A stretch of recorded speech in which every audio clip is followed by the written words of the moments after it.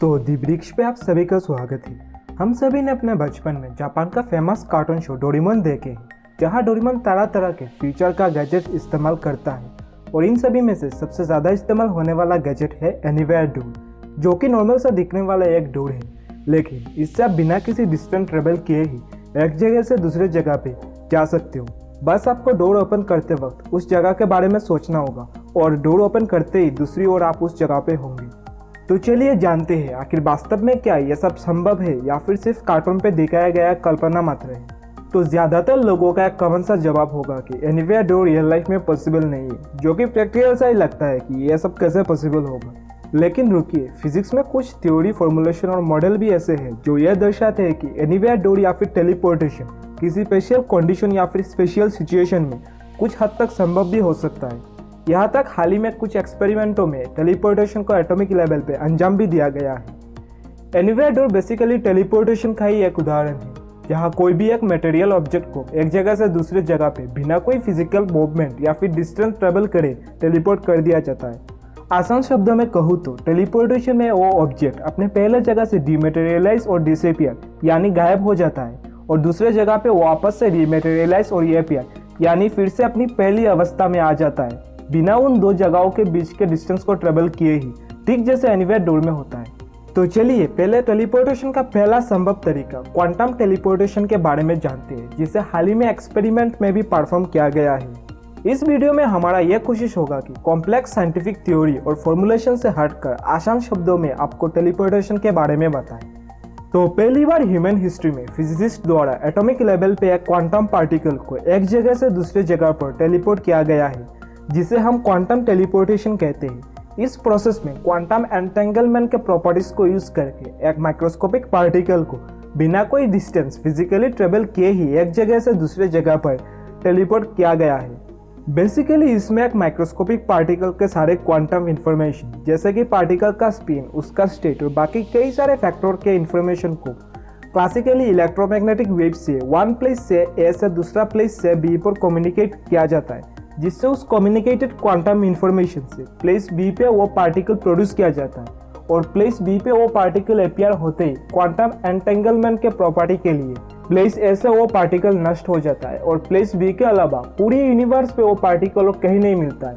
यानी दूसरे शब्दों में वो पार्टिकल प्लेस ए से प्लेस बी पर टेलीपोर्ट हो गया है, बिना उन दो प्लेसेस के बीच के डिस्टेंस को ट्रेवल किए ही। अभी तक काफ़ी सारे एक्सपेरिमेंट में क्वांटम टेलीपोर्टेशन को परफॉर्म किया गया है और रिसेंटली कुछ चाइनीज साइंटिस्टों ने एक क्वांटम पार्टिकल को ग्राउंड से अर्थ के ऑर्बिट में एक सैटेलाइट में टेलीपोर्ट किए हैं, जो अब तक का सबसे ज़्यादा डिस्टेंस में टेलीपोर्टेशन का रिकॉर्ड है। तो माइक्रोस्कोपिक पार्टिकल को क्वांटम टेलीपोर्टेशन में तो अंजाम दिया गया है, लेकिन एनीवेयर डोर बनाने के लिए जिससे हम इंसान जैसे माइक्रोस्कोपिक ऑब्जेक्ट को टेलीपोर्ट कर सके, इसका प्रोबेबिलिटी काफ़ी कम या फिर इम्पॉसिबल है।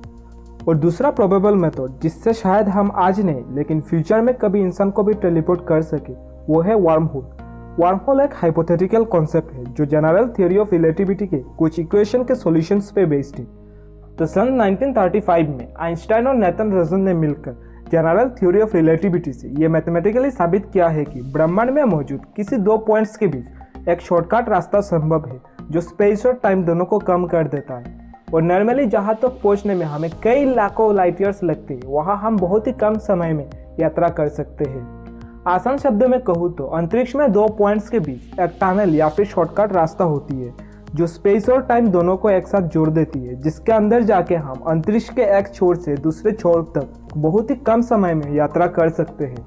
क्योंकि इस थ्योरी को आइंस्टाइन और रोजन ने डेवलप किया था, इसलिए इसे हम आइंस्टाइन रोजन ब्रिज या फिर वार्म होल कहते हैं।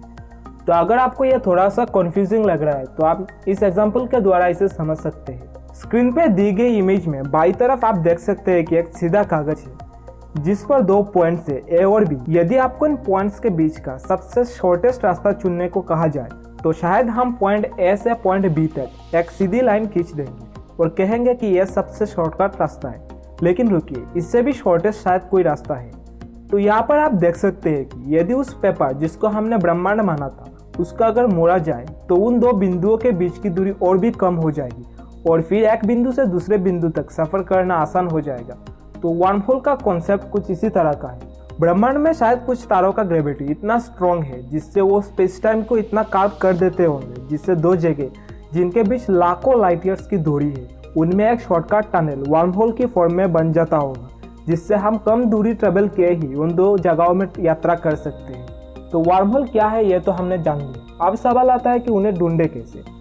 अब तक तो वर्म होल सिर्फ थ्योरीज में ही एग्जिस्ट करते हैं, रियल लाइफ में उनका एग्जिस्टेंस को अब तक डिटेक्ट नहीं किया गया है। कुछ फिजिसिस्टों का मानना है कि सुपरमेसिव ब्लैक होल जिनका ग्रेविटी इतना ज़्यादा है कि वो स्पेस टाइम को इतना कार्व कर देते होंगे जिससे एक वर्म होल बन सकता है जो दो गैलेक्सियों को कनेक्ट कर सकता है, पर इसका भी कोई एक्सपेरिमेंटल वेरिफिकेशन फिलहाल हमारे पास नहीं है। दूसरी ओर क्वांटम फॉर्म हाइपोथेसिस के अनुसार हमारे चारों ओर बहुत सारे tiny worm hole atomic level पे क्रिएट और डिस्ट्रॉय होते रहते और किसी तरह इनमें से अगर एक को हम स्टेबलाइज कर सके तो हम एक स्टेबल वर्म होल शायद बना ले जिसके अंदर से हम ट्रेवल भी कर सके।